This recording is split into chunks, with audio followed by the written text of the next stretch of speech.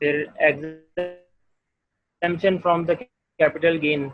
Capital gain के बारे में डिफाइन कर दूं कि कैपिटल गेन क्या होता है कि sale proceeds less cost of purchase plus construction.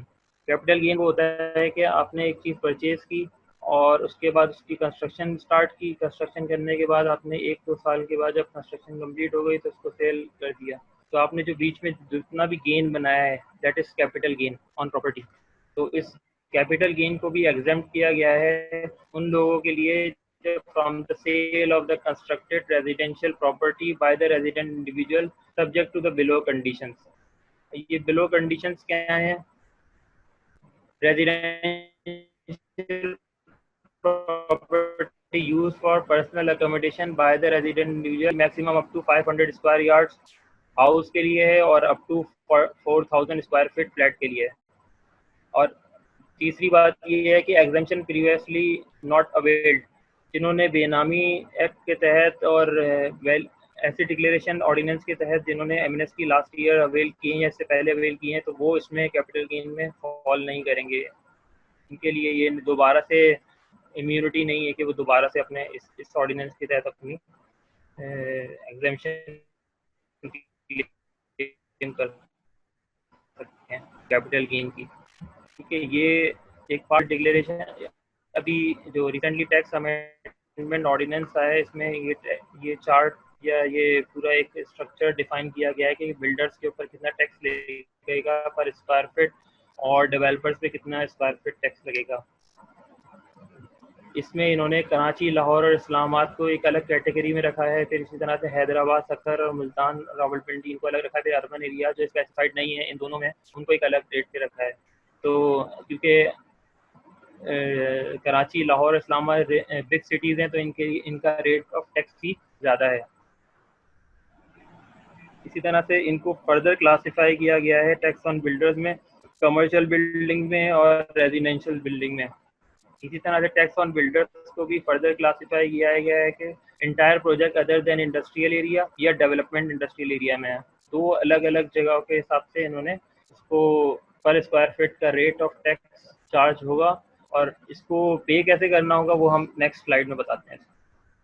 Annual tax liability of the builders and developers, वो ये एनुअल टैक्स लायबिलिटी कैलकुलेट ऐसे होगी कि ये जो हमने प्रीवियस स्लाइड के अंदर जो भी टैक्स कैलकुलेट किया है ये ओवरऑल प्रोजेक्ट की एस्टिमेटेड स्क्वायर फीट की बेसिस पे कैलकुलेट किया होगा। उसकी टोटल अमाउंट आएगी, उस अमाउंट को डिवाइड करना होगा प्रोजेक्ट लाइफ या एस्टिमेटेड ईयर्स में जितने ये कंप्लीट हो रहा है प्रोजेक्ट लाइफ इसकी। और प्रोजेक्ट लाइफ से जब डिवाइड करेंगे तो ये एक साल का निकलेगा। एक साल की टैक्स लायबिलिटी को फिर हम डिवाइड करेंगे 4 इक्वल क्वार्टरली इंस्टॉलमेंट जो कि 147 एडवांस टैक्स होता है। तो क्वार्टरली पेमेंट होगी इसकी। इस एनुअल टैक्स लायबिलिटी को जो है वो क्वार्टरली हमें एफबीआर को पे करना होगा, बिल्डर्स एंड डेवलपर्स को।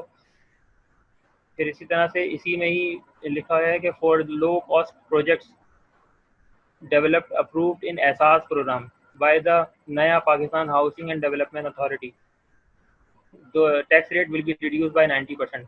ये सिर्फ एहसास प्रोग्राम जो प्राइम मिनिस्टर इमरान खान ने इंट्रोड्यूस किया है उसके तहत अगर लो कॉस्ट प्रोजेक्ट्स कोई डेवलप करते हैं बाय नेपडा, नया पाकिस्तान हाउसिंग डेवलपमेंट अथॉरिटी के तहत, तो वो उनके लिए टैक्स रेट जो है वो 90% तक रिड्यूस हो जाएंगे।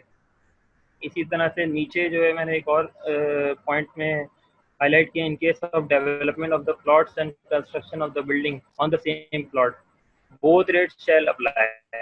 अब एक कंस्ट्रक्शन एक बंदा डेवलपमेंट भी कर रहा है, वही बंदा जो है ना एक बिल्डर डेवलपमेंट भी कर रहा है, वही कंस्ट्रक्शन भी कर रहा है, तो उसके लिए बोथ रेट्स अप्लाई होंगे और हायर रेट्स अप्लाई होंगे अगर वो low cost housing project development by the NAPHDA, उसके लिए हायर रेट अप्लाई होंगे।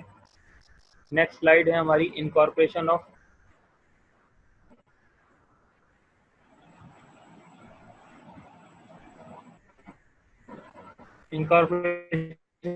Profit and gains. those optings को हम कह रहे हैं are allowed to incorporate profit up to the extent of 10 times of the tax paid जो भी टैक्स पेमेंट होगी इस पूरे प्रोजेक्ट टू प्रोजेक्ट बेसिस पर उसका 10 टाइम्स तक प्रॉफिट वो इनकॉर्पोरेट कर सकता है अपनी फाइनेंशियल स्टेटमेंट में बिल्डर। फिर इसी तरह से change in the ownership pattern of the builder before the completion of the project. ये बहुत इंपॉर्टेंट पार्ट है इस पूरे ऑर्डिनेंस में, क्योंकि पार्टनर्स या share holder in case of the disease, जब इंतकाल हो जाता है किसी का तो बहुत ही इश्यूज आ जाते हैं ओनरशिप की, किसकी ओनरशिप रहेगी, किसकी ओनरशिप डिसकंटिन्यू होगी, और उसके लिए सब्सिक्वेंट कौन जो है वो उसको डील करेगा। तो उसके लिए भी डिफाइन किया गया है इस ऑर्डिनेंस में, partner and share holder in a builder and developer shall not be allowed to change in the ownership of the incomplete project without prior approval of the FBR। FBR को notify कराना ज़रूरी होगा जब भी partner या shareholder इस builders developers की main scheme में से आउट होंगे। In case of the hardship the board में allow change in the ownership. ठीक है, FBR में allow succession to the legal heirs in case of the deceased partner and additional partners after 31 December 31 2020।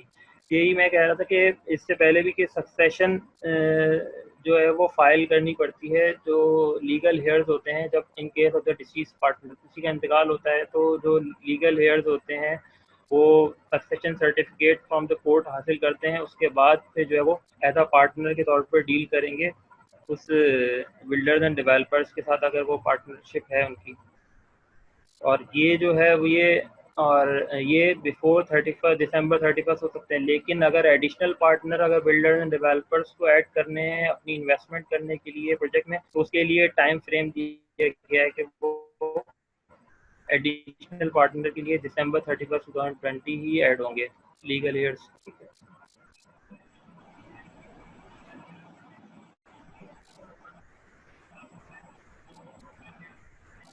Value of the price of the plot, land or building shall be higher of 130% of the market value as determined by the board।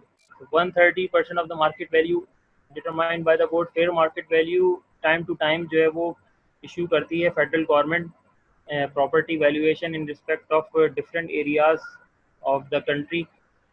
तो इस तरह से पाकिस्तान कराची के लिए भी जो है ना प्रॉपर्टी की वैल्यूएशन का पूरे टेबल आया है रिसेंटली 1 Feb 2019 को, जिसमें क्लिफ्टन के एरिया को सबसे हाई रैंक पर रखा गया है। उसके बाद नाजमाबाद और ये नॉर्थ कराची, मलीर, फिर इस तरह से जो सब डाउनग्रेड एरियाज हैं, लियारी हो गया या फिर जो है वो माजकोट हो गया, तो बोर्ड डिफरेंट हैं उनके लिए, डी कैटेगरी रखी है तो उनके लिए डिफरेंट जो रेट ऑफ प्रॉपर्टी वैल्यू के लिए हिसाब से भी डिफरेंट कैडियर बनाए, और वो पर स्क्वायर फीट के हिसाब से मिनिमम थ्रेशोल्ड प्रॉपर्टी वैल्यू बनती है। लाइक अगर 2000 स्क्वायर फीट के हिसाब से जो है वो क्लिफ्टन के अंदर एक है फ्लैट, तो उसके लिए जो वैल्यू होगी वो ज़्यादा बनेगी as compare to the different board या सब स्टैंडर्ड एरियाज जो हैं। यहाँ पर इसीलिए डिफाइन कर दिया गया है कि आपकी वैल्यू क्या होगी, मार्केट वैल्यू जो भी डिटरमाइन होगी आप जहाँ जहाँ भी कंस्ट्रक्शन करेंगे। तो 130% of the fair market value as determined by the board या FBR under section 4 of section 68 of the income tax ordinance. तो ये अगर किसी को इसकी वैल्यू तो प्रॉपर्टी वैल्यूएशन वो चार्ट वो भी मैं प्रोवाइड कर सकता हूँ after that. Option of the person making an investment, the lower values as determined of the valuers approved by the State of Bank of Pakistan। ये ऑप्शन है किसी के पास कि वो मेकिंग इन्वेस्टमेंट कर रहा है तो वो लोअर वैल्यूज के ऊपर भी जा सकता है बाय वो इंडिपेंडेंट वैल्यूअर्स के पास जो स्टेट बैंक ने अप्रूव किए हुए उन वैल्यूअर्स सर्टिफिकेशन लेकर भी वो अपनी प्रॉपर्टी की प्राइस को बता सकता है कि ये 130% से बिलो है।